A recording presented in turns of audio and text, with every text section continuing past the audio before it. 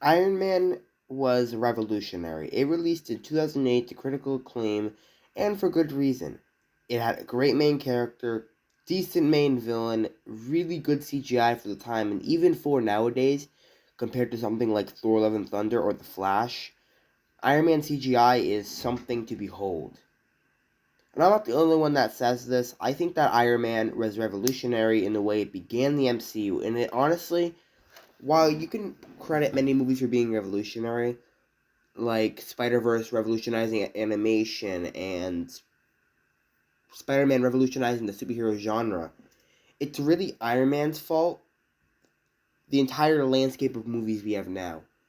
Both Iron Man and Spider-Man 2002 are the reasons that we now have the cinematic blockbuster days we have now. Without Iron Man, we probably wouldn't have had Across the Spider-Verse, Spider-Man Homecoming, all the good movies from the MCU. But yeah, although I love Iron Man, I think it has some issues. Its pacing needs work. I think that its villain is really forgettable. And I think that although this movie is decent, people just really scape over the problems it has.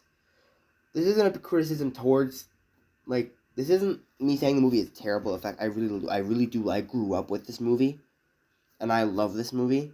But you gotta look at it on objectively, and that's why I don't like nostalgia in general, because it forces you to look at something objectively. But yeah, I'm Josh from Thunder My Studios, and today let's get into my thoughts on Iron Man 2008.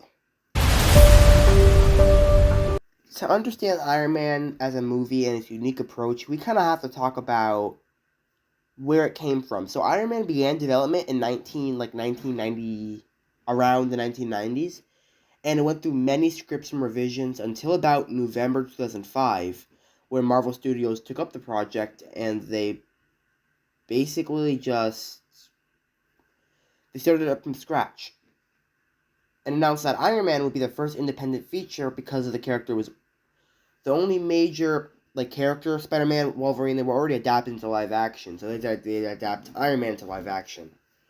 According to their producer Jamie Legend, we went in about 30 writers and they all passed, saying that they were uninterested in the project due to relative obscurity of the character and the fact that it was solely a Marvel movie.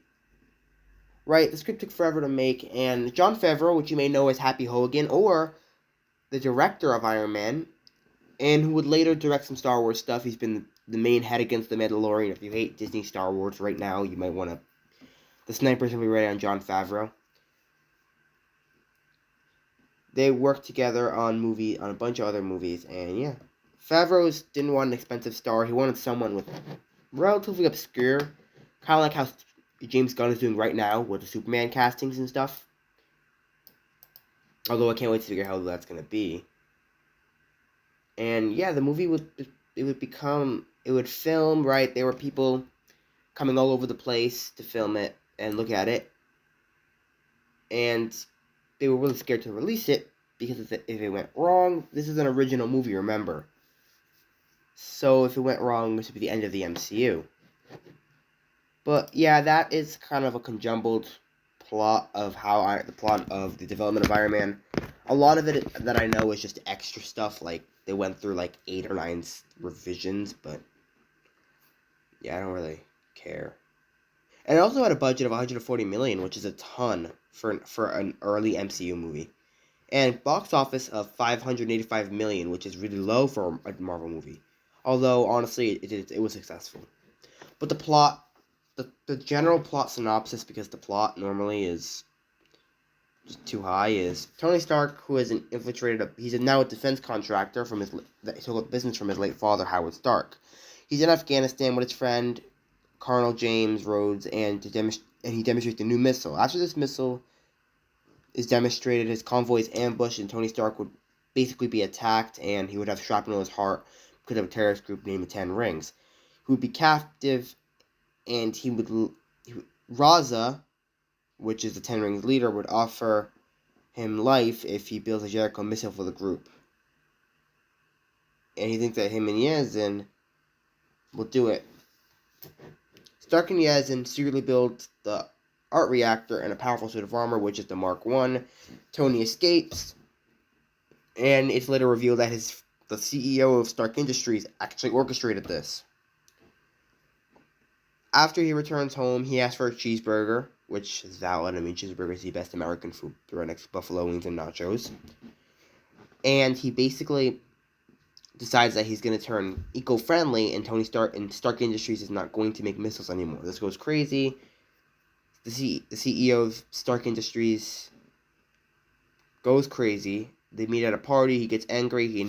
Stark decides that he's going to create an armor to combat the terrorists. So he makes the Mark, I think it's the Mark II and the Mark III. The Mark II, he flies up in the air and it freezes. The Mark III, that's the Mark II froze. The Mark III is an arousing success, and now he becomes Iron Man to stop his CEO, who also built himself an Iron Man suit after stealing an arc reactor.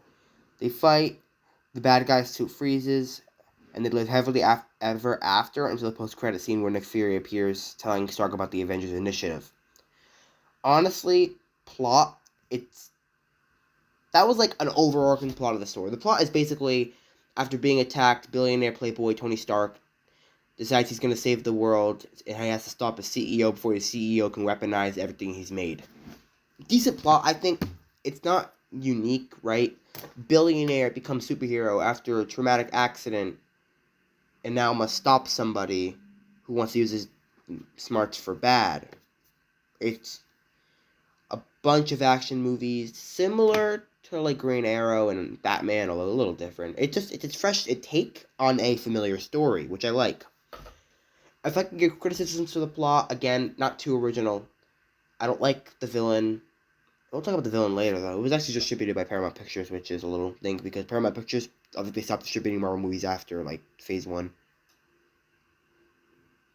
But, yeah. Let's talk about the characters. The characters of the Iron Man movie aren't extremely... They're not, like, here or there. They're all grounded, I think. Iron Man is a smart guy, not a shark guy, a smart guy, who has a massive ego, and he would work on this in later Marvel movies, to where he basically wouldn't have that big of an ego around Phase 3. But he still, to this day, he still, up until his death, had a really, really small ego that he kind of had to get over. Pepper, I don't even know her last name, Pepper Stark, because she was married to Tony Stark in Infinity War, as of right now, she's his assistant. She's smart, cunning, and devoted, although I don't know if she has a weakness. She wasn't really developed as in this movie very well. Rhodes, I forgot his actor as of right now.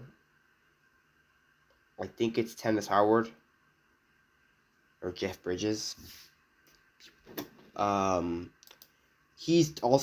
Terrence Howard. He's devoted to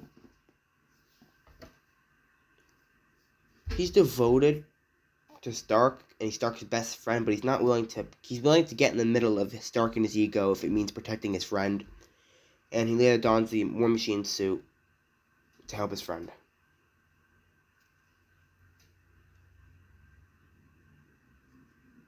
And they have Obadiah Stane. I hope that's his name in the movie. I know Obadiah Stane from the Armored Adventures TV show.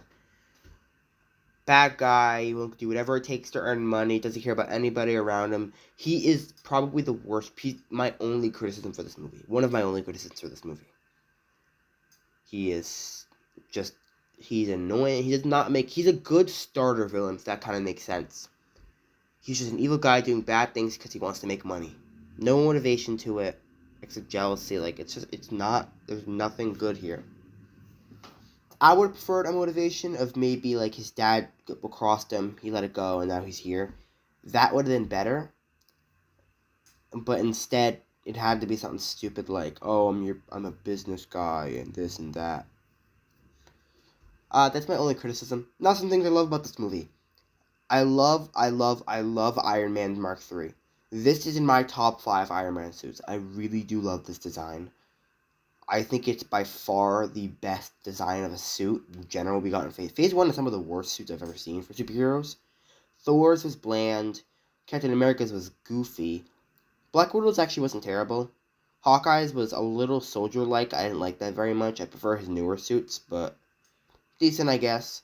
But none of them were... I don't like a single costume design in Phase 1 with the exception of Iron Man, Phase 3, Iron Man Mark 3, the suit we get at the end of the Avengers, and Nick Fury, because Nick Fury is supposed to look spy-like. I really just loved this movie. Like, this was a weird video. I'm conjumbled, but it's just because I decided I wanted to wing it. I love this movie so much. I would basically, according to my parents, I would watch Thor every day, 4 or 5 times a day.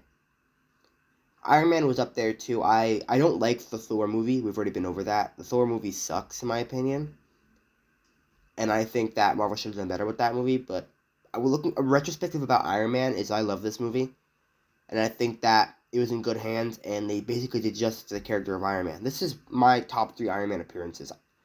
I loved him in Infinity War. I loved him in Endgame. I loved him in Iron Man 1. I loved him in Iron Man 3, and I loved him in the original Avengers. I love him in almost every movie. The only movie I didn't like him in was Iron Man 2. But Iron Man 2 is Iron Man 2. And I'll probably dive into that really soon anyway. But yeah, this was a really conjumbled video. I want to share my love for Iron Man. And yeah, I'm Justin from my studios. Like, subscribe, check out my Guardians of the Galaxy game video. And yeah, I'll see you guys in another video. Stay electric.